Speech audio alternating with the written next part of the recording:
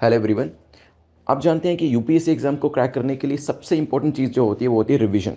And that's why these marathon sessions are made. और आप लोगों ने भी काफ़ी डिमांड करी थी कि वीकली और मंथली बेसिस पे मैराथन सेशंस बनने चाहिए, और इसी वजह से ये मैराथन सेशंस हम करने वाले हैं। और मैं आपसे ये रिक्वेस्ट करूंगा कि ये मैराथन सेशंस में क्वेश्चंस आपने किए हैं पहले, लेकिन यहाँ पर क्योंकि आप ये रिवीजन बेसिस पे कर रहे हैं, तो मेरे क्वेश्चन बोलने के बाद आप आंसर को प्रिडिक्ट करने की कोशिश करिएगा, एनालिसिस करने के बाद आंसर को बताने की कोशिश करिएगा। और एक बार जब वो क्वेश्चन हो जाता है उसके बाद एक्सप्लेनेशन को ध्यान से सुनिएगा, ताकि आपकी रिवीजन हो सके। आप खुद भी कोशिश कर सकते हैं कमेंट सेक्शन में जितनी ज़्यादा से ज़्यादा चीज़ें आप रिकॉल करके लिख पाएँ। फॉर एग्जांपल, अगर कोई क्वेश्चन पूछा गया है जो कि एक मान लीजिए सतत स्कीम को लेकर एक क्वेश्चन पूछा गया, तो सतत को लेकर जितनी भी चीज़ें आपके ध्यान में आती हैं उसे आप कमेंट सेक्शन में लिखिएगा, ताकि आपकी तैयारी अच्छे से हो जाए। और ये जो रिवीजन सेशन आप कर रहे हैं, जो टाइम अपना यहाँ पर आप इन्वेस्ट कर रहे हैं, वो पूरे तरीके से आपका यूटिलाइज हो पाए, और एग्जाम के अंदर कोई भी चीज़ इन क्वेश्चंस में से जो पूछी जाएगी वो आपकी बिल्कुल करेक्ट होनी चाहिए। तो ये क्वेश्चंस आपको हेल्प करेंगे प्रीलिम्स के अंदर करंट अफेयर्स के पोर्शन को अच्छे से कम करने के लिए। एट द सेम टाइम, क्योंकि यहाँ पे इकोनॉमिक्स एंड दूसरी चीज़ें भी जो हैं, दूसरे सब्जेक्ट्स भी जो हैं, चाहे वो हिस्ट्री हो, ज्योग्राफी हो, वो भी करंट अफेयर्स में से पूछे जाते हैं, वो क्वेश्चंस भी यहाँ पर कवर किए गए। सो इन क्वेश्चंस को करें, रिवाइज करें इनको, और उसके बाद कमेंट सेक्शन में जितनी ज़्यादा से ज़्यादा चीज़ें रिकॉल करेंगे उतना मैराथन सेशंस आपको हेल्प करने वाले हैं। So all the best. ये आपका जो मैराथन सेशंस है वो शुरू हो रहे हैं, और उसे अच्छे से प्रैक्टिस करिए। फर्स्ट क्वेश्चन आपका है राज्यसभा को लेकर पूछा गया। राज्यसभा के नॉमिनेटेड मेंबर्स को लेकर बताएं कौन सी स्टेटमेंट आपकी करेक्ट है, कौन सा कथन आपका सही है। पहली स्टेटमेंट कहती है कि आर्टिकल 80 जो है वो डील करता है council of state, that is Rajya Sabha के नॉमिनेटेड मेंबर्स है क्या। मे बी नॉमिनेटेड मेंबर्स जो है इन्हें प्रेसिडेंट के द्वारा नॉमिनेट किया जाता है, ये भी हो सकता है, और इनकी संख्या राज्यसभा में मैक्सिमम 2 हो सकती है। 10 सेकेंड्स आपके पास है, सोचिए क्या आंसर होगा, फिर करते हैं डिस्कशन इसको लेकर। पहला जो आपका क्वेश्चन है वो राज्यसभा के मेंबर्स को लेकर है। देखिए, जब हम नॉमिनेटेड मेंबर्स की बात करते हैं, अभी रिसेंटली 4 नए मेंबर्स को राज्यसभा के अंदर नॉमिनेट किया गया है, और ये जो मेंबर्स नॉमिनेटेड मेंबर्स होते हैं, ये जो लोग लिटरेचर के अंदर अच्छा परफॉर्म करते हैं, साइंस के अंदर, सोशल सर्विस के अंदर, स्पोर्ट्स के अंदर, ऐसे लोगों को यहां पर नॉमिनेटेड किया जाता है राज्यसभा के अंदर। आर्टिकल 80 के अंदर ये प्रोविजन दिया है जिसके अंतर्गत जो 12 राज्यसभा के मेंबर्स होते हैं, देखिए राज्यसभा में आर कैसा दिखाई देता है, अगर हम देखें इस तरह की कुछ ट्रिक्स मैंने आपको जो इंडियन पॉलिटी के लेक्चर्स यूट्यूब के ऊपर अवेलेबल है वहां पर दिए। आर जो है वो 1 और 2 को मिलाकर बनता है, राइट। 1 और 2 को अगर आप मिला देंगे तो आर बनेगा। तो राज्यसभा में कितने मेंबर्स होते हैं, 12। ठीक है, तो इस तरीके से आप याद रख सकते हैं, क्योंकि आपको फिर स्टेट लेवल के अंदर अलग एक नंबर देखने को मिलेगा। नॉमिनेटेड मेंबर्स को प्रेसिडेंट नॉमिनेट करते हैं, ये भी बिल्कुल ठीक है, लेकिन इनकी मैक्सिमम संख्या कितनी होती है, 2 नहीं होती है, 12 मेंबर्स यहां पर हो सकते हैं। तो करेक्ट आंसर क्या हो जाएगा यहां पर, A will be the correct answer. ठीक है, 4 नए मेंबर्स जो हैं उनको अभी नॉमिनेट किया गया राज्यसभा के अंदर। यूजुअली जिसकी भी सरकार होती है वहां पर वो कोशिश करते हैं कि राज्यसभा मेंबर्स उनकी पसंद के आए, ताकि नंबर्स जो है वो उनका राज्यसभा के अंदर डोमिनेट करना चाहिए। नेक्स्ट चलते हैं, नॉमिनेटेड मेंबर्स को लेकर पूछा गया कि बताएं कौन सी स्टेटमेंट आपकी करेक्ट है, कौन सा कथन नॉमिनेटेड मेंबर्स को लेकर सही है। नॉमिनेटेड मेंबर्स जो राज्यसभा के पास होते हैं, उनके पास जो इलेक्टेड एमपीज होते हैं उन्हीं के जैसी पावर्स एंड प्रिविलेजेस होती हैं क्या, हो सकता है। They can take part in the proceeding of the house की जो प्रोसीडिंग्स होती हैं उसके अंदर वो पार्टिसिपेट कर सकते हैं क्या, ये भी पॉसिबल है। और जब प्रेसिडेंट के इलेक्शन होते हैं तो वहां पर वो अपने वोट को भी दे सकते हैं क्या, this is also possible. 10 seconds, वैसे भी प्रेसिडेंट का इलेक्शन आज आपका होने ही वाला है। लेट्स सी कि प्रेसिडेंट जो है वो कौन बनते हैं, और आगे जाके आपको काफी जल्दी वाइस प्रेसिडेंट का इलेक्शन भी होता हुआ दिखाई देगा। तो 10 सेकेंड्स यहां पर आपके शुरू हो चुके हैं, सोचिए जल्दी से क्या आंसर होगा। देखिए, नॉमिनेटेड मेंबर्स जो हैं उनके पास यस, जो आपके एमपीज, जो दूसरे एमपीज होते हैं, इलेक्टेड एमपीज होते हैं, जो नॉमिनेटेड नहीं होते हैं, उनके बराबर की पावर एंड प्रिविलेजेस आपको देखने को मिलेगी। और यस, देखिए हाउस की प्रोसीडिंग्स में तो वो पार्टिसिपेट करेंगे, अदरवाइज उनको मेंबर्स बनाए क्यों गए, लेकिन हाँ, उनके पास वोट देने का अधिकार नहीं होता। तो नॉमिनेटेड मेंबर्स जो है वो वोट नहीं दे सकते। जब भी अभी प्रेसिडेंट का जो आज इलेक्शन हो रहा है इसके अंदर वो वोट नहीं दे पाएंगे, और जो आगे जाके वाइस प्रेसिडेंट का इलेक्शन होगा वहां पर भी वो वोट नहीं दे पाएंगे। ठीक है, नॉमिनेट मेंबर जो होते हैं उनको 6 महीने का टाइम दिया जाता है कि वो डिसाइड कर सकते हैं कि वो कौन सी पॉलिटिकल पार्टी को ज्वाइन करना चाहते हैं जब उनको यहां पर हाउस के अंदर सीट मिल जाती है। अगर 6 महीने के बाद वो किसी पार्टी को यहां पर ज्वाइन करते हैं तो वहां पर उससे डिफेक्शन माना जाता है और डिस्क्वालिफिकेशन भी उनका किया जाता है। ये सभी चीजें हम इंडियन पॉलिटी में पढ़ेंगे, बट हाँ, यहां पर हम नॉमिनेटेड मेंबर्स जो हैं उनको एक करंट अफेयर्स के पॉइंट ऑफ व्यू से पढ़ रहे हैं। आंसर क्या हो जाएगा, A will be the correct answer. ठीक है, तो यहाँ पे प्रेसिडेंट वाइस प्रेसिडेंट के जो इलेक्शंस होते हैं वहां पर वोटिंग नहीं करी जा सकती, ये ध्यान रखिएगा। चलते हैं यहां से आगे बढ़ते हुए ज्योग्राफी का एक क्वेश्चन डिस्कस करते हैं। क्लाउड बस्ट को लेकर है, पूछा गया क्लाउड बस्ट को लेकर बताएं कौन सी स्टेटमेंट आपकी करेक्ट है, कौन सा कथन आपका सही है। अभी एक अनफॉर्चुनेट हमें न्यूज देखने को मिली जहां पर, आप मुझे लोकेशन का नाम कमेंट सेक्शन में बताइएगा, जहां पर क्लाउड बस्ट हुआ और काफी सारे लोगों की जान चली गई। अब ज्योग्राफिकल फिनोमिना है तो क्वेश्चन कई बार यहां से भी बनकर आ सकता है। A cloud burst refers to an extreme amount of rain, क्या इसके अंदर बहुत ज्यादा रेन हो जाती है एक छोटे से पीरियड के अंदर, हो सकता है।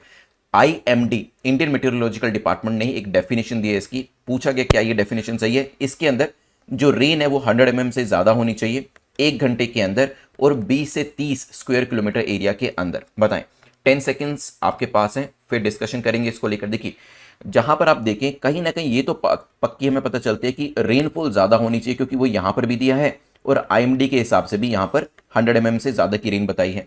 तो एक आपको इससे आइडिया लग जाएगा, एक हिंट मिल जाएगा कि रेन तो ज्यादा होगी। अब वो 100 mm होगी या नहीं होगी वो यहां पर देखने वाली बात है। तो ये क्लाउड बस्ट के अंदर रेन काफी ज्यादा मात्रा में होना चाहिए और इंडियन मेट्रोलॉजिकल डिपार्टमेंट के हिसाब से ये जो हैवी रेन है ये एक short period, that is 100 mm की रेन 1 घंटे के अंदर 20 से 30 स्क्वायर किलोमीटर एरिया के अंदर होनी चाहिए। तो ये दोनों ही जो स्टेटमेंट्स है वो ठीक हो जाती है। एक जगह आपको जनरल डेफिनेशन दी है और दूसरी जगह आपको IMD की डेफिनेशन दी है। करेक्ट आंसर क्या हो जाएगा, C will be the correct answer. Let's move to next question which is question number 4, जो यहां पर 3 स्टेटमेंट्स देके आपसे पूछ रहा है कि बताएं कौन सी स्टेटमेंट अभी करेक्ट है। A tree with an estimated age of 100 years or more, जो 100 साल या उससे ज्यादा की एज का ट्री है उसे हेरिटेज प्रॉपर्टी माना जाता है। कोई भी व्यक्ति अगर हेरिटेज ट्री को काटता है तो उसको उसकी एज के बराबर के ट्रीज लगाने पड़ते हैं और उसे तीसरी स्टेटमेंट कहते हैं कि इकोनॉमिक वैल्यूएशन के बराबर कॉम्पनसेशन भी देना पड़ सकता है। 10 सेकेंड्स आपके पास है, सोचिए फिर करते हैं डिस्कशन। रिसेंटली हुआ क्या, एक 250 साल पुराना ट्री जो था चंडीगढ़ के एक स्कूल में गिरा और चंडीगढ़ में बेसिकली एक जो स्टूडेंट थे उनके यहाँ पर पेड़ के नीचे आने की वजह से जान चली गई। तो ये काफी अनफॉर्चुनेट न्यूज थी। यहां पर जो हेरिटेज ट्री था उसकी भी बात करी गई थी उस आर्टिकल के अंदर। तो यहाँ पे हेरिटेज ट्री जो है वो काफी इंपॉर्टेंट हो जाता है, इसके बारे में जानकारी रखना क्वेश्चन यहां पर बनकर आ सकता है। हेरिटेज ट्री जो है इसे स्पेशल प्रोटेक्शन प्रोवाइड करी जाती है और ट्री की एज से डिटरमिन होता है कि कितना कॉम्पनसेशन इसके लिए जाएगा अगर इसे काटा जाता है। तो 100 साल या इससे बड़ी एज जब हो जाती है वो हेरिटेज की कैटेगरी के अंदर आ जाते हैं। और मान लीजिए कोई 152 ईयर्स पुराना कोई ट्री को काटा जा रहा है किसी भी रीजन की वजह से, जो कि प्रॉबेबली एक लीगल रीजन है, तो उसकी कॉम्पनसेशन के लिए 152 ट्रीज को प्लांट किया जाता है। तो ये बात भी हमारी ठीक हो जाती है। लेट्स अज्यूम कि किसी वजह से जो कॉम्पनसेशन है प्लांटेशन का वो नहीं किया जा सकता, तो उस केस के अंदर इकोनॉमिक कॉम्पनसेशन दिया जाता है। ठीक है, स्टेट गवर्नमेंट ने हालांकि अभी तक नहीं बताया है कि मॉनेटरी कॉम्पनसेशन आपको कैसे देना है। कि मान लीजिए अगर आप 152 साल पुराना कोई पेड़ यहां पर किसी व्यक्ति के द्वारा काटा गया है तो उसको इकोनॉमिक कॉम्पनसेशन कैसे देना पड़ेगा। लेकिन हाँ, एक्सपर्ट्स ये जरूर कहते हैं कि जितनी ज्यादा ऑक्सीजन वो जो ट्री था आपका रिलीज कर रहा था उसको हम इकोनॉमिक वैल्यू में निकालेंगे और उसके बेसिस पे उसकी मॉनेटरी टर्म्स के अंदर जो वैल्यू होगी उसे कंसीडर किया जाएगा। ठीक है, तो तीनों ही स्टेटमेंट्स हमारी यहां पर ठीक हो जाती है। करेक्ट आंसर क्या हो जाएगा, D will be the correct answer. Let's move to next question which is question number 5। दो स्टेटमेंट्स को देखकर यहां पर पूछा जा रहा है, India is dependent on fossil fuel for nearly 70% of energy. 70% हमारी एनर्जी जो है फॉसिल फ्यूल से आती है, क्या पॉसिबल है? हमने नेट जीरो बनने का एक टारगेट रखा है जो हम 2070 तक पूरा करने वाले हैं। 10 सेकेंड्स सोचिए क्या आंसर होगा, फिर करते हैं डिस्कशन। आप जानते हैं कि भारत जो है ट्रांजिशन कर रहा है, इंडिया जो है काफी रैपिडली ट्रांजिशन कर रहा है फॉसिल फ्यूल से रिन्यूएबल एनर्जी की तरफ, राइट? तो ये जो ट्रांजिशन है इसके अंदर जो प्रेजेंट सिचुएशन है उसके बारे में भी बताया है और हमारे टारगेट्स क्या है वो भी बताया। एक स्टडी आई, स्टडी ने ये भी बताया कि जैसे हम फॉसिल फ्यूल से रिन्यूएबल की तरफ जाएंगे तो इंडिया को एक लॉस भी इस चीज में देखने को मिल सकता है, क्योंकि फॉसिल फ्यूल से भी जो हमारा रेवेन्यू है, खासतौर पे गवर्नमेंट ऑफ इंडिया का रेवेन्यू जो है वो काफी ज्यादा डिपेंड करता है, क्योंकि पेट्रोल को, ऑयल को और उससे बने पदार्थों को बेचकर ही काफी ज्यादा रेवेन्यू गवर्नमेंट ऑफ इंडिया के द्वारा एंड स्टेट गवर्नमेंट्स के द्वारा कमाया जाता है। तो इंडिया फॉसिल फ्यूल पर नियरली 70% डिपेंड करता है, बिल्कुल ठीक है। हमने नेट जीरो बनने का जो टारगेट रखा है वो 2070 तक रखा है, तो 2070 तक चांसेस आर वेरी लाइकली कि हम नेट जीरो बन जाएंगे। नेट जीरो का मतलब क्या है कि जितना CO2 रिलीज किया जा रहा है उतना हम एब्जॉर्ब भी कर रहे हैं, तो हमारी वजह से जो एनवायरमेंट है उसको किसी तरीके का नुकसान नहीं हो रहा है। Correct answer will be C. Let's move to next question which is question number 6। जो crack UPSC exam in 200 days की सीरीज है, it is available as a crash course जिसमें आप डे वाइज तैयारी कर सकते हैं, तो आप इसको सब्सक्राइब कर सकते हैं। जो लोग फुल फ्लेजेड तैयारी करना चाहते हैं जिसमें आपको एनसीईआरटी के वीडियोस में मिलेंगे, तो वो यूपीएससी 2023 के लिए जा सकते हैं। रिकॉर्डेड आपका ये पूरा जो कोर्स है वो आपके पास अवेलेबल रहेगा, ताकि दिन में अगर आप 2 दिन भी पूरे करना चाहें, अगर आपको लगता है आपके पास टाइम कम है और आप 200 दिन का कोर्स 150 दिन में करना चाहते हैं, you can do that also because all the lectures are already uploaded. But हाँ, वैल्यू एडिशन के लिए मैं इसमें टाइम टू टाइम जो लेक्चर्स हैं, न्यू लेक्चर्स हैं, वो अपलोड करता रहता हूं। जैसे आजकल हम इसके अंदर इकोनॉमिक्स के जो लेक्चर्स हैं वो डाल रहे हैं, तो आप इसको सब्सक्राइब कर सकते हैं exam.netmock.com को जाकर, जिसमें आपको रिकॉर्डेड पूरा जो मिशन है वो तो मिल ही जाता है, लेकिन हाँ, इसमें वैल्यू एडिशन मटेरियल भी टाइम टू टाइम अपलोड होता रहता है। नेक्स्ट क्वेश्चन नंबर 6 को देखते हैं, जो कि आईआईएसडी को लेकर पूछा गया। आईआईएसडी को लेकर बताएं करेक्ट क्या है, कौन सा कथन सही है। ये एक इंटरगवर्नमेंटल ऑर्गेनाइजेशन है क्या? May be. The IISD's mission is to promote human development and environmental sustainability through innovative research. IISD mission जो है, इसका मेन काम क्या है? इसका मेन काम है ह्यूमन डेवलपमेंट को, एनवायरमेंट सस्टेनेबिलिटी को प्रमोट करना, रिसर्च को इनोवेट करना। बताइए, सोचिए क्या आंसर हो सकता है। 10 सेकेंड्स आपके पास है। इसे 1990 आईआईएसटी जो आपकी ऑर्गेनाइजेशन है, इसे 1990 में बनाया गया था एक नॉन प्रॉफिट ऑर्गेनाइजेशन के थ्रू। तो इंटरगवर्नमेंटल नहीं है, it is an independent non profit organisation. लेकिन हाँ, इसके काम के बारे में बिल्कुल सही बताया है, ह्यूमन डेवलपमेंट, एनवायरमेंटल सस्टेनेबिलिटी, नई नई रिसर्च लाकर उस चीज को अचीव करना। तो करेक्ट आंसर क्या हो जाएगा? B will be the correct answer. ठीक है, चलिए यहां से आगे बढ़ते हैं। नेक्स्ट क्वेश्चन नंबर 7 को लेकर डिस्कशन करते हैं। क्वेश्चन नंबर 7 जो है पूछ रहा है सीप्री के बारे में, लेकिन यहां पर पूछ रहा है कि सीप्री को लेकर कौन सी स्टेटमेंट आपकी करेक्ट नहीं है। सीप्री के हिसाब से इंडिया जो है वो सिर्फ 0.17% टोटल ग्लोबल आर्म्स का एक्सपोर्ट करता है। देखिए, इंपोर्ट में तो सीप्री कहता है हम तीसरे नंबर पे, ठीक है, तीसरे सबसे बड़े इंपोर्टर है, लेकिन एक्सपोर्ट में 0.17 हमारा टोटल कंट्रीब्यूशन है। May B the lack of R&D and poor testing labs that lead to dismal state of defence export. यहां पर सीपरी का यह भी कहना है कि हमारे यहां पर रिसर्च एंड डेवलपमेंट उतना अच्छा नहीं है, टेस्टिंग फैसिलिटीज उतनी अच्छी नहीं है, लैब्स उतनी अच्छी नहीं है, जिसकी वजह से हम ज्यादा एक्सपोर्ट नहीं कर पा रहे। 10 सेकेंड्स सोचिए, फिर करते हैं डिस्कशन। इंडिया का जो डिफेंस एक्सपोर्ट है उसके अंदर हमें प्रीवियस ईयर के कंपैरिजन में 54% राइज देखने को मिला। देखिए, वैसे अगर हम कंपेयर करें, बात तो ठीक है, हमारा एक्सपोर्ट उतना ज़्यादा नहीं है, इंपोर्ट ज़्यादा है, तभी हम फ्रांस से भी फाइटर जेट्स खरीदते हैं, यूएस से भी आर्म्स एंड एम्यूनिशन खरीदते हैं, रशिया से भी आर्म्स एंड एम्यूनिशन खरीदते हैं, इजराइल से भी उनकी टेक्नोलॉजी को यहाँ पर लेने की कोशिश करते हैं। लेकिन when it comes to export, वो अभी अभी हमने शुरू किया। आपने देखा होगा बीच में जो हमारे लाइट कॉम्बैट एयरक्राफ्ट है उसको भी हम मलेशिया को सेल करने की बात कर रहे थे। हमारी ब्रह्मोस मिसाइल जो है वो भी काफ़ी सारी कंट्रीज को सेल करी जाती है। तो बेसिकली जो आपकी डेवलपिंग कंट्रीज है, खासतौर पर जो एशियन कंट्रीज हैं, वहाँ पर हम अपने एक्सपोर्ट को बढ़ा रहे हैं, आर्म्स एंड एम्यूनिशन के एक्सपोर्ट को बढ़ा रहे हैं, लेकिन अभी भी दूसरे देशों के कंपैरिजन में ये काफी कम है। तो यस, दोनों ही स्टेटमेंट यहां पर जो सीपरी के द्वारा दी गई है वो बिल्कुल ठीक है कि यहां पर एक तो एक्सपोर्ट कम है, 0.17 ही है, और दूसरी बात इसके कम होने का जो रीजन है वो भी बताया है। तो वैसे आंसर तो सी होना चाहिए, लेकिन क्वेश्चन में पूछा कि नोट करेक्ट, तो आंसर क्या हो जाएगा? डी। अगर आपने सी यहां पर आंसर दिया है तो यहां पर आपको -2 की नेगेटिव पेनल्टी आपको देनी पड़ेगी। इट मींस कि आपने क्वेश्चन की रिक्वायरमेंट को सही तरीके से नहीं समझा। तो -2 अपने आपको जरूर दीजिएगा और कमेंट सेक्शन में भी जरूर बताइएगा, ताकि आने वाले टाइम में इस पेनल्टी से ये जो आदत है इसे छोड़ा जा सके। Now let's move to next topic, जो कि बात कर रहा है पेयर्स आपको दिए हैं। लेफ्ट साइड में कुछ आपको स्कीम्स और कुछ इनिशिएटिव्स जो भारत सरकार के वो दिए हैं, और राइट साइड में दिया है कि ये किससे रिलेट करते हैं। देखिए, ये जो आपके लेफ्ट साइड में मिशंस और आपके कह सकते हैं कि प्रोसीजर्स हैं या फिर एक्सपोज हैं, ये आपके डिफेंस सेक्टर से रिलेट करते हैं। तो आईडेक्स जो है वो इंटेलेक्चुअल प्रॉपर्टी राइट से रिलेट करता है क्या? फिर आपका डिफेंस एक्विजिशन प्रोसीजर डैप, क्या ये R&D से रिलेट करता है क्या? मिशन रक्षा ज्ञान शक्ति, क्या ये मेक इन इंडिया से रिलेट करता है क्या? सोचिए, 10 सेकेंड्स आपके पास है, फिर करते हैं डिस्कशन इसको लेकर एक।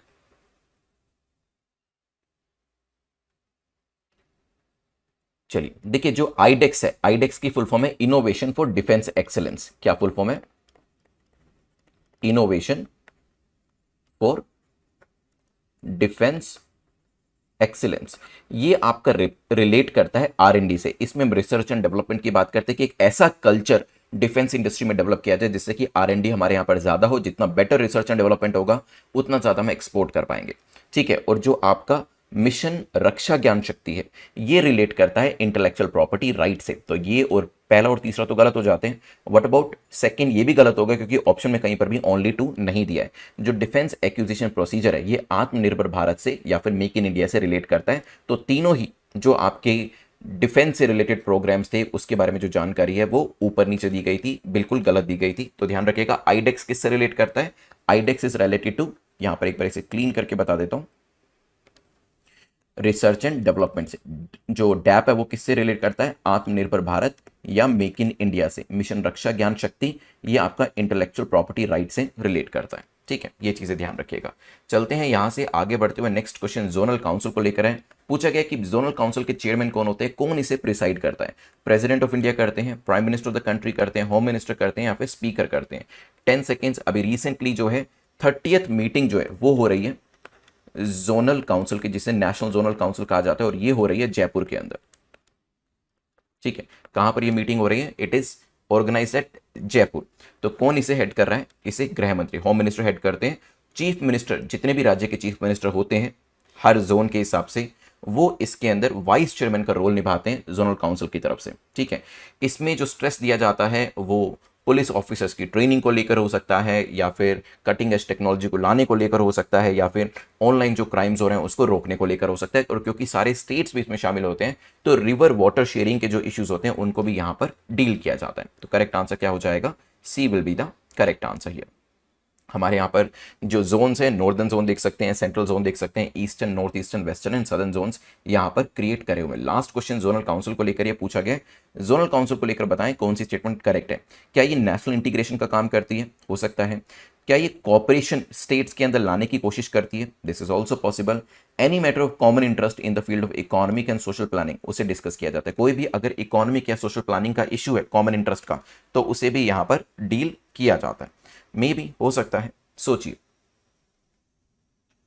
चलिए देखिए, जोनल काउंसिल में जो तीनों स्टेटमेंट्स हैं कहीं ना कहीं वो आपको दिखाई देगा कि वो कॉमन सेंसिकल स्टेटमेंट्स है। क्योंकि यहां पर अगर जोन्स की बात करें, अब हम जब भी जोनल काउंसिल की मीटिंग करेंगे, स्टेट्स को लड़ाने की कोशिश तो करेंगे नहीं, डेफिनेटली स्टेट्स के बीच में कॉपरेशन, कोऑर्डिनेशन बना रहे, नेशनल इंटीग्रेशन बना रहे, इसी की बात करेंगे। अगर उनके कोई मुद्दे हैं जिसके ऊपर कोई झगड़ा है, कोई विवाद है, कोई कॉन्फ्लिक्ट है, दैट कुड बी रिजोर्टेड और दैट कुड बी सोल्ड, ये हमारी कोशिश यहां पर रहने वाली। और you can say that should be the effort of the central government, which is basically the body is presided by the home minister. तो यहां पर एक कॉपरेशन का क्लाइमेट क्रिएट करने की भी कोशिश करी जाती है। करेक्ट आंसर क्या हो जाएगा? D will be the correct answer. World population prospects को लेकर बताएं कौन सी स्टेटमेंट आपकी करेक्ट है, कौन सा कथन आपका WPP को लेकर सही है। India is projected to surpass China by 2025। तो हमारी जो पॉपुलेशन है वो चाइना को 2025 तक सरपास कर जाएगी, ऐसा इस रिपोर्ट के द्वारा कहा गया है। जो वर्ल्ड की पॉपुलेशन है वो 8 बिलियन को टच कर जाएगी, और ये नवंबर 2022 के अंदर ही होने वाला है। This can also be correct. Next, a rising share of population in the working age can help boost economic growth per capita.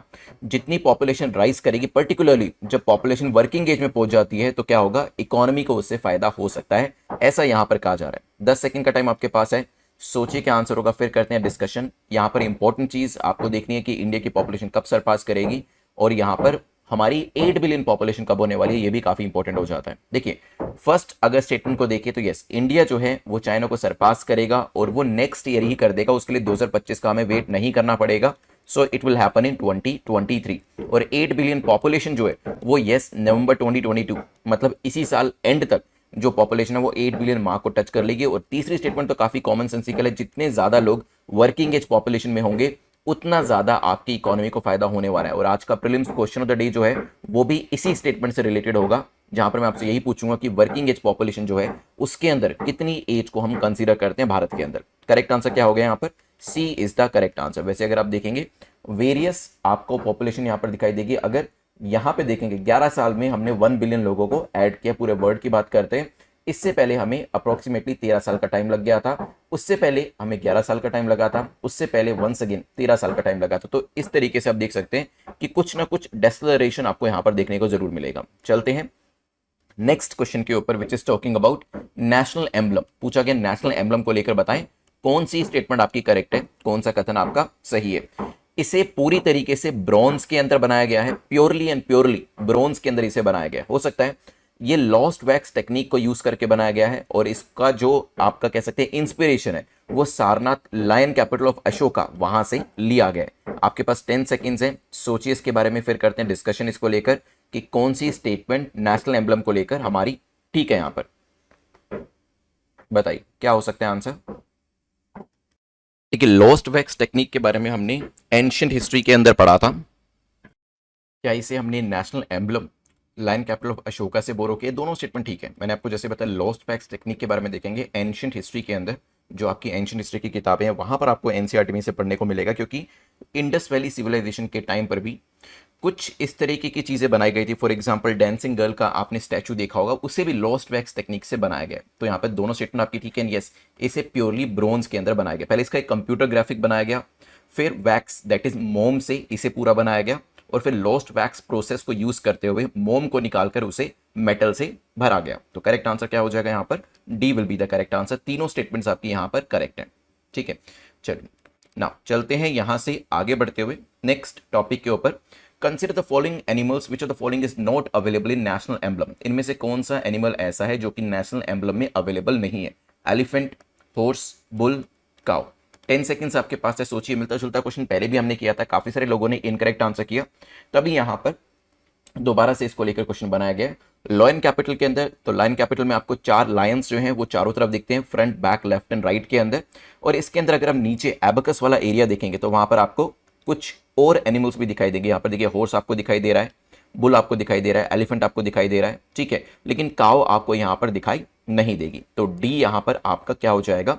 D will be the correct answer here. ठीक है, ये चीज ध्यान रखिएगा। और एक अच्छी चीज और जो आपको समझनी है वो ये है कि इसमें जो एनिमल्स है उनके बीच में आपको जो धर्म चक्र जो हमारे इंडियन फ्लैग में भी आपको देखने को मिलता है वो भी यहां पर आपको देखने को मिलने वाला है। ठीक है, let's move to next question which is question number 4, जो कि सार्फेजी एक्ट को लेकर पूछ रहा है। बताएं, सार्फेजी एक्ट को लेकर कौन सी स्टेटमेंट आपकी करेक्ट है, कौन सा कथन आपका सही है? Banks can recover their loan under SARFAESI. SARFAESI के अंतर्गत बैंक्स जो है वो अपने लोन को रिकवर कर सकते हैं क्या? हो सकता है। Then court intervention is required. Court की जो इंटरवेंशन है, कोर्ट का जो हस्तक्षेप है, वो इसके लिए जरूरत होती है पैसे को रिकवर करना है अगर, तो ये भी हो सकता है। Law is applicable through out the country. तो पूरी कंट्री के अंदर इस लॉ को एप्लीकेबल किया गया और ये मूवेबल इमूवेबल दोनों तरीके की प्रॉपर्टी के लिए इसे यूज किया जा सकता है। सोचिए। चलिए 10 सेकेंड्स में आपके शुरू कर देता हूं, सोचिए क्या आंसर हो सकता है। सार्फेजी एक्ट, इसकी फुल फॉर्म भी अगर आप चाहें तो बता सकते हैं, वैसे ऑलरेडी हमने डिस्कस करी हुई है। सार्फेजी एक्ट जो है 2002 के अंदर लेकर आया गया था और मेन काम यही था इसका कि जो फाइनेंशियल इंस्टीट्यूशन हमारे देश के अंदर है उनको लोन डिफॉल्टर से बचाना है, क्योंकि काफी सारे लोन डिफॉल्टर्स होते हैं जिसकी वजह से हमारे फाइनेंशियल इंस्टीट्यूशन जो होते हैं उनकी जो माली हालत है वो खराब हो जाती है। तो बैंक्स क्या इस एक्ट के तहत अपने लोन को रिकवर कर सकते हैं? इसी वजह से तो इस सार्फेजी एक्ट को लेकर आया गया था, ताकि ऐसे लोन डिफॉल्टर से, बैड डेट से जो बैंक से वो अपने लोन को रिकवर कर पाए। और यस, ये पूरे देश के अंदर एप्लीकेबल होता है, चाहे मूवेबल हो चाहे इमूवेबल हो, दोनों ही तरीकों की एसेट के लिए ये रिक्वायर्ड होता है। पहले इसके अंदर कोर्ट का इंटरवेंशन काफी ज्यादा होता था, इसकी वजह से लोन रिकवरी करने में परेशानी होती थी, लेकिन अभी कहा गया है कि इसके अंदर आपका कोर्ट्स का इंटरवेंशन जो है वो नहीं रहेगा, ताकि बैंक्स आसानी से अपने दिए गए पैसे को रिकवर करा सके। तो करेक्ट आंसर क्या हो जाएगा? B will be the correct answer. ठीक है, नाउ दिसंबर 2002 को ये जो एक्ट था इसे अनेक्ट किया गया, जिसके बाद बैंक्स और दूसरे फाइनेंशियल इंस्टीट्यूशन जो थे उनके पास पावर आ गई कि अब उनको अपने लोन को रिकवर कराने के लिए, बैड डेट्स को रिकवर कराने के लिए एक लेंथी प्रोसेस से होने जाने की जरूरत नहीं है, वो आसानी से अपने पैसे को रिकवर करा सकते हैं। नेक्स्ट क्वेश्चन सार्फेजी एक्ट को लेकर ये पूछा कि सार्फेजी एक्ट को लेकर बताएं कौन सी स्टेटमेंट आपकी करेक्ट है। It does not apply to unsecured creditors. Unsecured creditors के ऊपर ये एप्लीकेबल नहीं होता है। बैंक्स का कोई इन्फ्लुएंस नहीं होता है over what happens to the asset after it is placed up for the auction.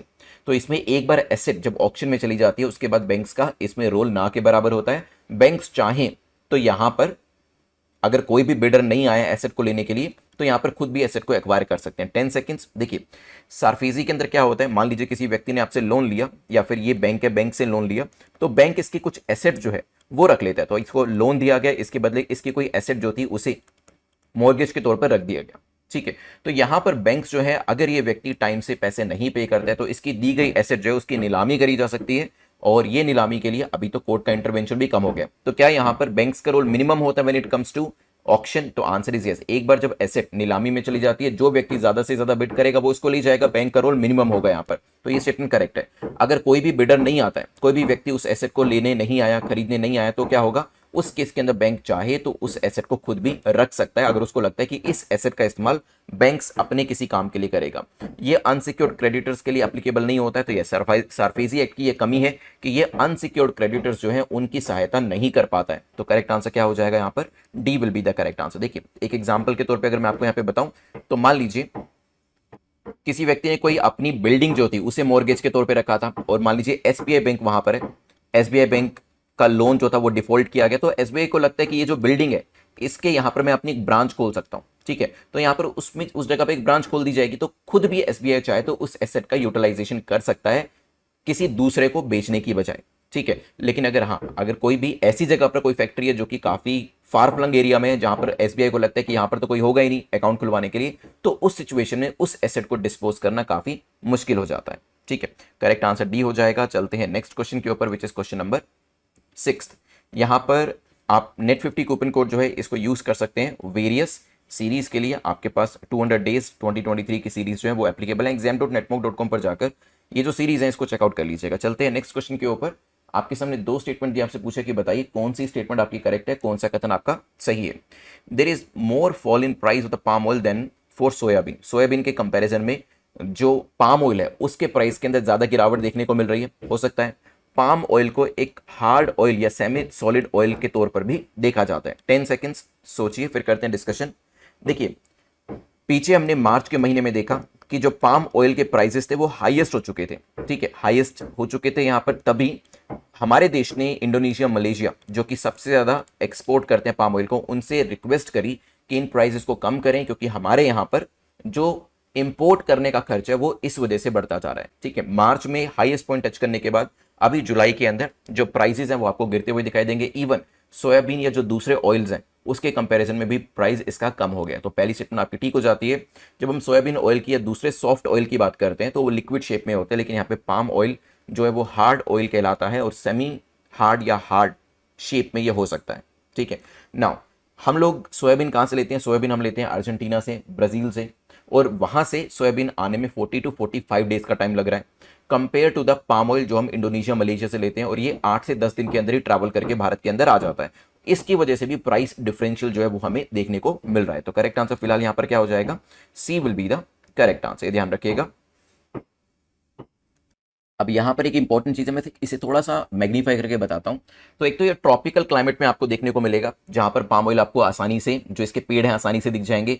एक पेड़ जो है हर साल अप्रोक्सीमेटली 40 kg ऑफ ऑयल जो है वो यहाँ पर प्रोवाइड करता है, और एक जो ट्री होता है ये 25 साल तक की इसकी लाइफ होती है। तो 25 साल तक हर साल 40-40 kg के आसपास का जो ऑयल होता है वो ये प्रोवाइड कर सकता है, ठीक है। हार्वेस्ट करा जा सकता है आफ्टर एवरी 10 डेज तक, ठीक है। और जो ये फ्रूट निकाला जा रहा है, जो आप देख सकते हैं यहाँ पर, ये ईच फ्रूट के अंदर 30 to 35% ऑयल जो है वो इसके अंदर आपको निकलता हुआ दिखाई देगा, ठीक है।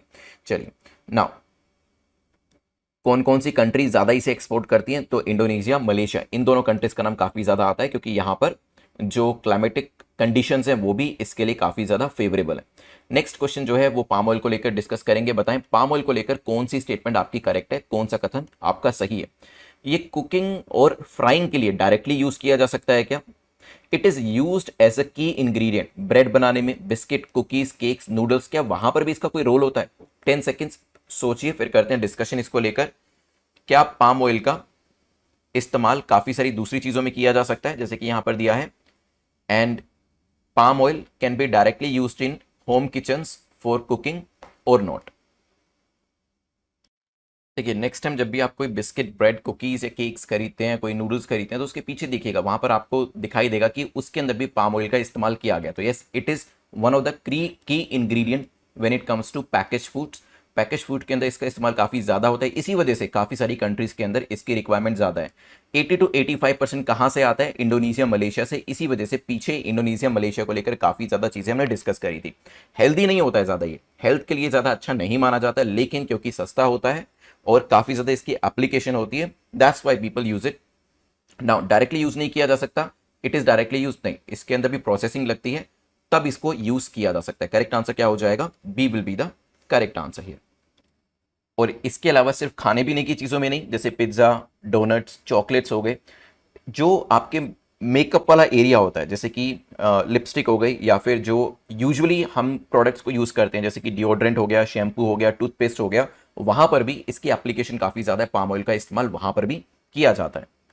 चलिए, करेक्ट आंसर क्या हो जाएगा? B will be the correct answer. Next, lavender scare is associated with, lavender scare किससे एसोसिएट करता है? विमेन से, एलजीबीटीक्यू, चिल्ड्रन, या फिर एग्रीकल्चर से? 10 सेकेंड्स आपके पास हैं, सोचिए। लेवेंडर स्केयर क्या हो सकता है?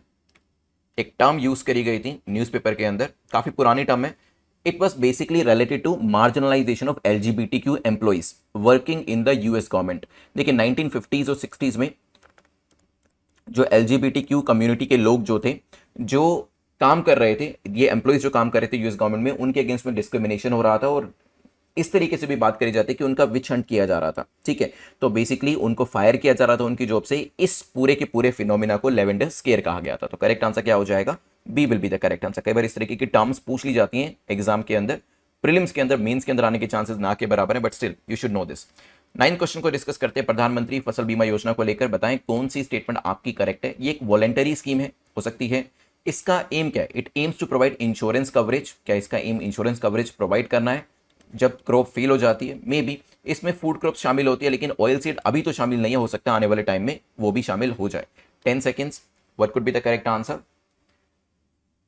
प्रधानमंत्री फसल बीमा योजना। फसल बीमा नाम से ही पता चल रहा है आपको, वैसे इसकी फुल फॉर्म मुझे बतानी नहीं चाहिए थी, आपके लिए क्वेश्चन थोड़ा सा डिफिकल्ट रहता है। अभी रिसेंटली आंध्र प्रदेश स्टेट जो है उसने पीएमएफबीआई को ज्वाइन करने के लिए अपनी जो एक इच्छा है वो यहाँ पे जाहिर करिए। Is it a voluntary scheme? Yes, states के लिए वॉलेंट्री है, इवन लोगों के लिए भी वॉलेंट्री है कि वो ज्वाइन करना चाहते हैं नहीं करना चाहते। और इसमें फेलियर ऑफ क्रॉप के इंश्योरेंस को लेकर काम किया जाता है। तो दोनों स्टेटमेंट आपकी ठीक हो जाती है। तीसरी स्टेटमेंट आपकी ठीक नहीं है, क्योंकि इसके अंदर फूड, ऑयल सीड क्रॉप्स, ये सभी इसमें शामिल है। ठीक है, एनुअल कमर्शियल हॉर्टिकल्चर क्रॉप्स, ये सभी चीजें इसके अंदर शामिल है, ध्यान रखिएगा। और मैंने आपको याद करने का तरीका भी बताया था कि इसके अंदर प्रीमियम का अमाउंट कितना होता है?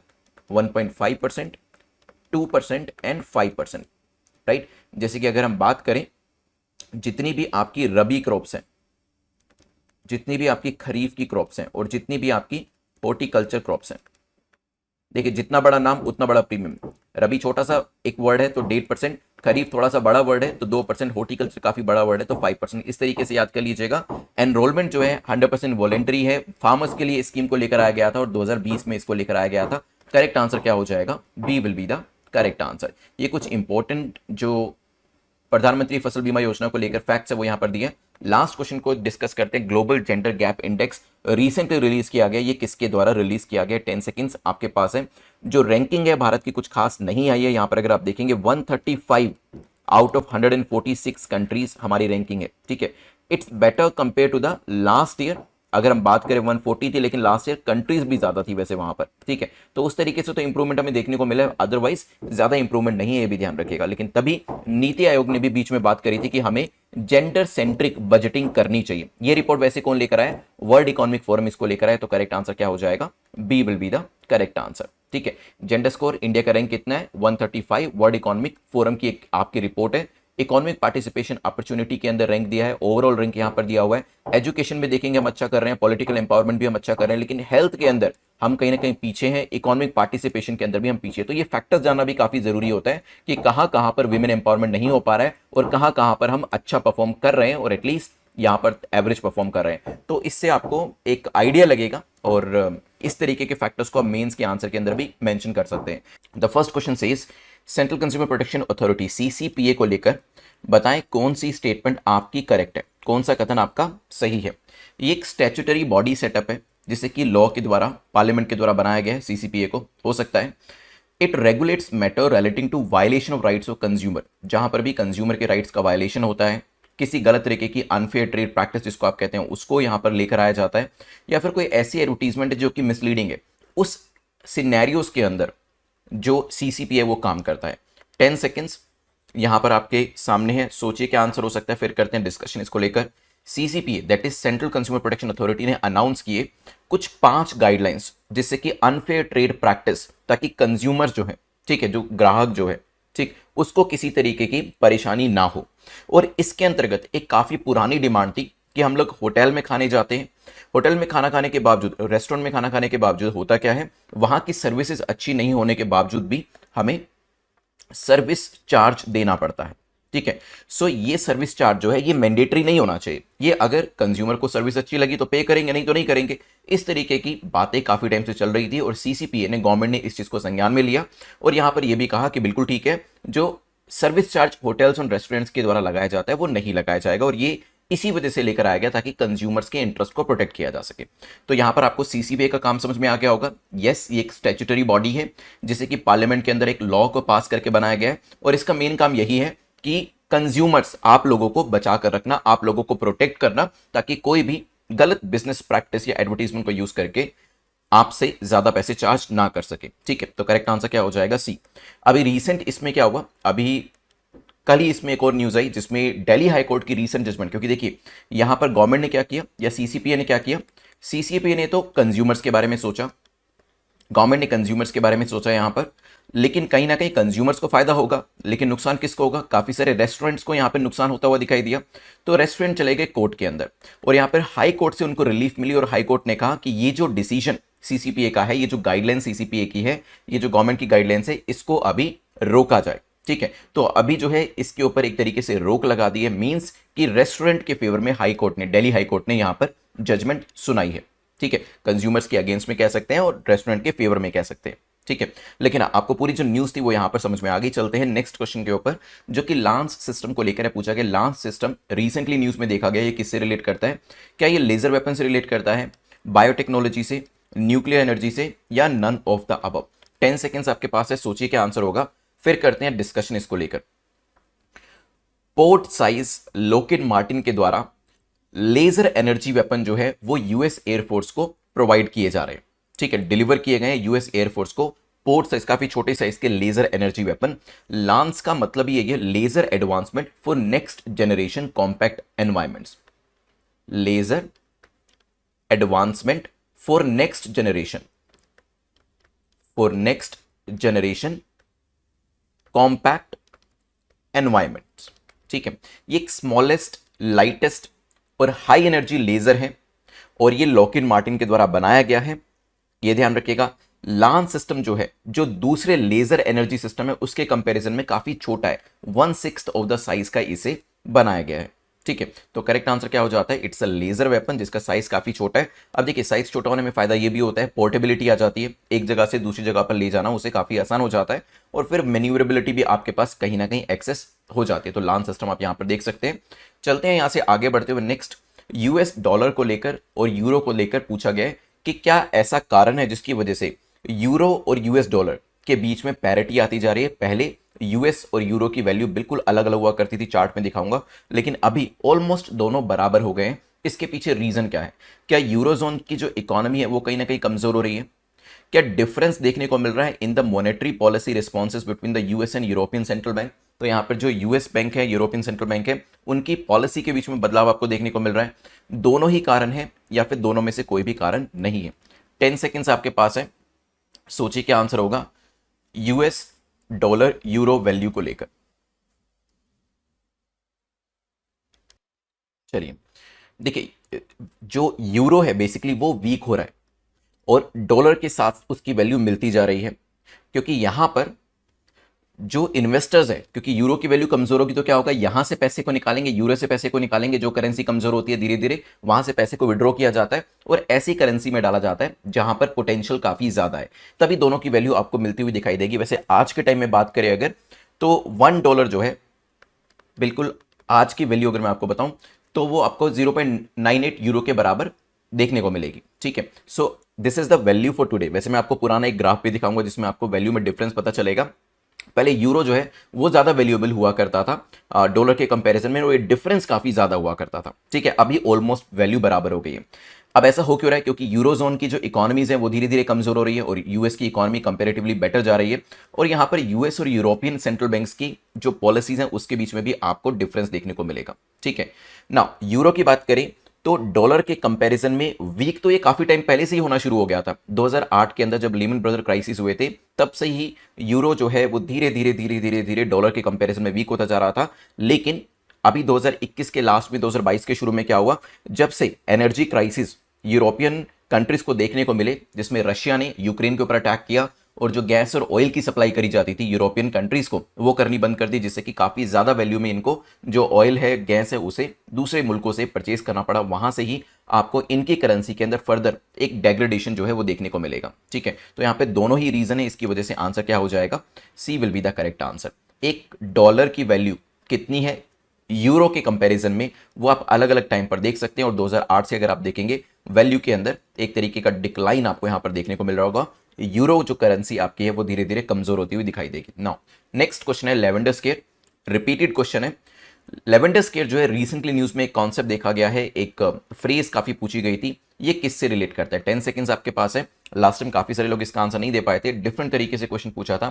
क्या ये एलजीबीटीक्यू से रिलेट करता है, क्या ये लेवेंडर प्लांट से रिलेट करता है, इन्वेजिव एलियन स्पीसीज से रिलेट करता है, या फिर नन ऑफ द अबव, बताएं। देखिए, this is related to marginalisation of LGBTQ employees working in the US government office. ये न्यूज में आपके आर्टिकल के अंदर दिया गया था, प्रीलिम्स के लिए इंपॉर्टेंट है, थोड़ा सा आइडिया होना चाहिए, तो यहां पर इसको हमने डिस्कस कर लिया है, ज्यादा इसमें कुछ है नहीं। नेक्स्ट क्वेश्चन पे चलते हैं, क्वेश्चन नंबर 5 जो कि बेल को लेकर है। पूछा गया बेल को लेकर बताएं कौन सी स्टेटमेंट आपकी करेक्ट है, कौन सा कथन आपका सही है। जो बेल है, जो कॉन्सेप्ट है, इसे CrPC that is criminal procedure code जो है इसके अंदर डिफाइन किया हुआ है, एक्सप्लेन किया हुआ है। हो सकता है सीआरपीसी एम्पावर करता है मजिस्ट्रेट को कि आपको बेल ग्रांट करनी है अगर कोई बेलेबल ऑफेंस है, as a matter of right, एक राइट के तौर पर। 10 सेकेंड्स आपके पास है, सोचिए क्या आंसर होगा, फिर करते हैं डिस्कशन।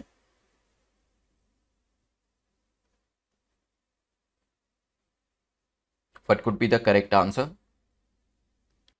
देखिए, यहां पर हो सकता है कॉमन सेंस में हमें लगे कि बेल कोई आपका राइट तो होगा नहीं, कई जगह पे तो फंडामेंटल राइट के तौर पर भी इसे बताया गया था, बट बेल जो है अगर बेलेबल ऑफेंस है, अगर कोई ऐसा ऑफेंस किया गया जो नॉन बेलेबल नहीं है, ध्यान रखिएगा, मतलब बेलेबल ऑफेंस के अंदर जो बेल है उसे एक राइट के तौर पर ही देखा जाता है, इसे एक फेवर के तौर पर नहीं देखा जाता। ये नहीं कहा जाता कि जो बेल दी जा रही है एक फेवर करने के तौर पर दी जा रही है, नहीं, ये व्यक्ति का राइट है। अगर बेलेबल ऑफेंस है, bail is a right and it is not a favour. ठीक है, कोई यहां पर क्वेश्चन, कोई डिस्क्रिप्शन का जो सवाल है वो नहीं उठता है।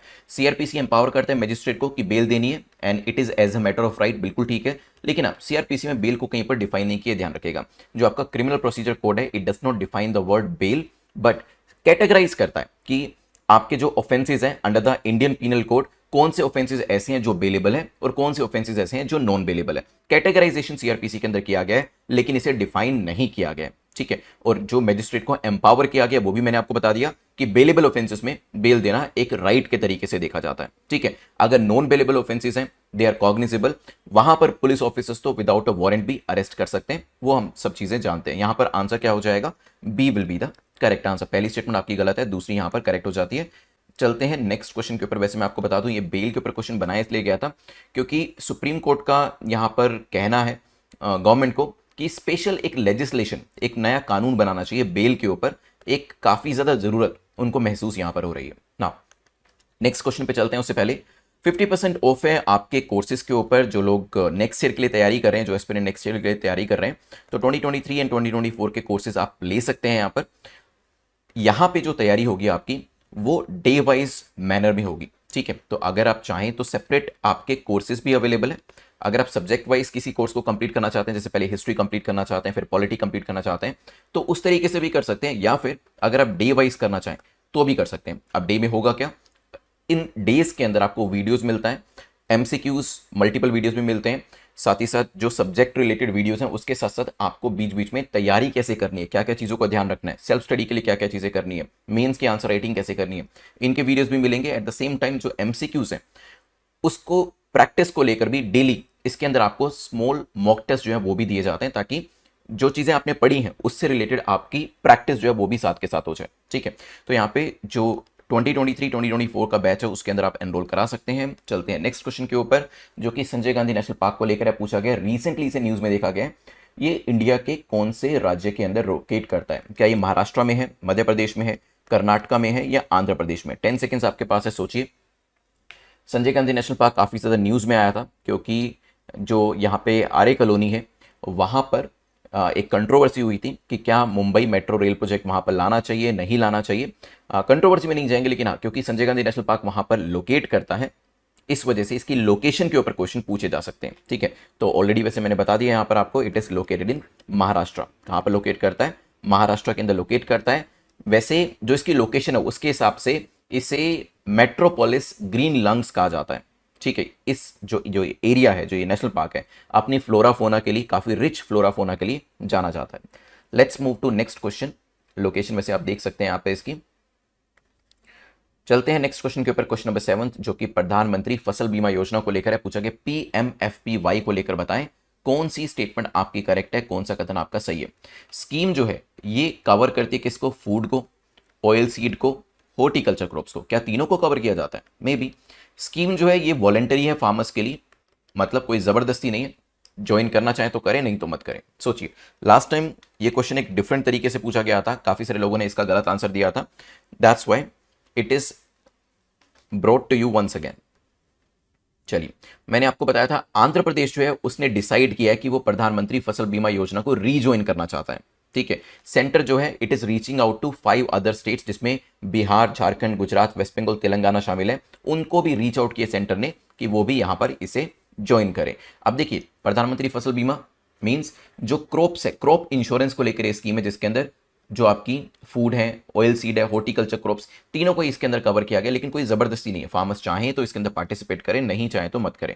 और लास्ट टाइम मैंने आपको जो प्रीमियम दिया जाता है, याद करिएगा, ये प्रीलिम्स के क्वेश्चन के तौर पे आपसे पूछूंगा आज, प्रीमियम जो दिया जाता है वो कितना दिया जाता है, रबी क्रॉप के ऊपर कितना प्रीमियम है, खरीफ क्रॉप के ऊपर कितना प्रीमियम है, और हॉर्टिकल्चर क्रॉप के ऊपर कितना प्रीमियम है।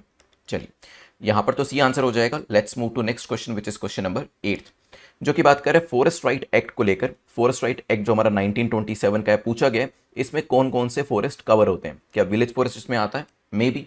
क्या प्रोटेक्टेड फॉरेस्ट आता है? ये भी हो सकता है। Reserve forest? सोचिए, 10 सेकेंड्स आपके पास है, फिर करते हैं डिस्कशन इसको लेकर। क्या आंसर हो सकता है? Ministry of environment, forest and climate change ने एक पब्लिक नोटिस इशू किया है for decriminalisation of Indian forest act 1927। Indian forest act 1927 जो है इसको डीक्रिमिनलाइज करने की बात करी जा रही है। अगर हम इस फॉरेस्ट एक्ट की जो अप्रॉक्सीमेटली 100 ईयर्स पुराना है, 95 ईयर्स पुराना है, इसमें आपको ये तीनों ही फॉरेस्ट आते हुए दिखाई देंगे। ठीक है, नाउ इंडियन फॉरेस्ट एक्ट की बात करें, पहली बात तो डेफिनेटली जो फॉरेस्ट की प्रोटेक्शन है, प्रेजर्वेशन है, उसके लिए जो प्रोविजंस है वो इसके अंदर दिए गए हैं। किसी भी एरिया को रिजर्व फॉरेस्ट कैसे बनाना है, कैसे डिक्लेयर करना है, ठीक है, विलेज फॉरेस्ट, प्रोटेक्टेड फॉरेस्ट कैसे डिक्लेयर करना है, वो सभी चीजें भी इसके अंदर बताई गई है। तो फिलहाल आंसर तो हमारा डी हो जाएगा। और यहां पर अगर पूछा जाए आपसे कि रिजर्व फॉरेस्ट और प्रोटेक्टेड फॉरेस्ट के बीच में कोई डिफरेंस आप जानते हैं तो क्या बताएंगे? देखिए, रिजर्व फॉरेस्ट जो है, RF लिख देता हूं इसको यहां पर अगर आप देखेंगे रिजर्व फॉरेस्ट के अंदर लंबरिंग, ग्रेजिंग और हंटिंग, ये जो एक्टिविटीज होती है, हंटिंग की एक्टिविटी होगी, वहां से लंबरिंग जो आप लकड़ी लेते हैं उसकी फैसिलिटीज हो गई, या जो आप अपने पशुओं को ग्रेजिंग कराने के लिए लेकर जाते हैं, ये सभी बैन होती है। ठीक है, लेकिन प्रोटेक्टेड फॉरेस्ट के अंदर समटाइम्स लोकल कम्युनिटीज को कुछ राइट्स दिए जाते हैं कि वो चाहें तो। देखिए, रिजर्व फॉरेस्ट में तो पूरी तरीके से मना किया हुआ है।